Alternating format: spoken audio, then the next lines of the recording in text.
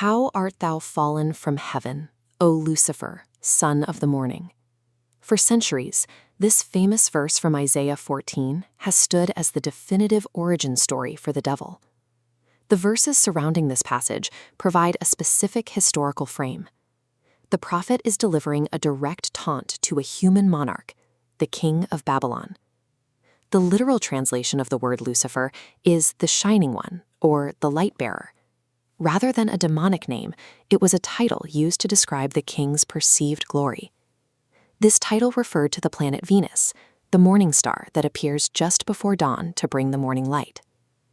If the light bearer falls, it signals a collapse into darkness, as if the sun itself withheld its light and sent the world into chaos. To understand how these verses became the anatomy of spiritual evil, we first have to examine the literal arrogance that defined ancient human empires. This life cycle of pride begins with the first king of Babylon, Nimrod.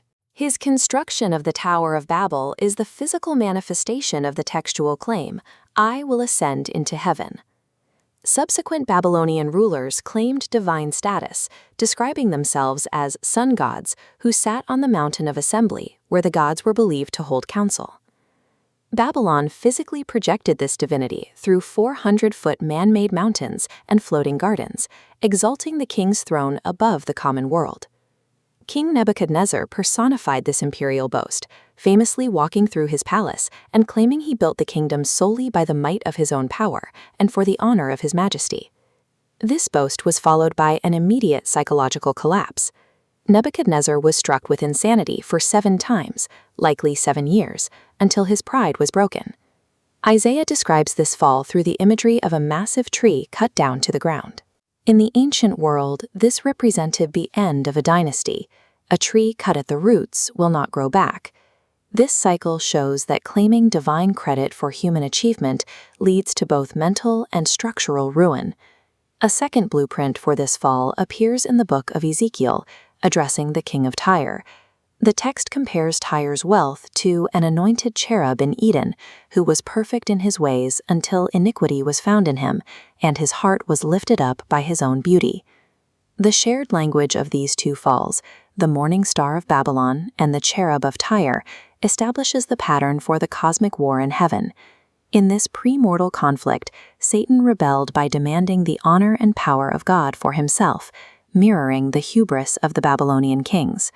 This visualization shows the scale of that rebellion.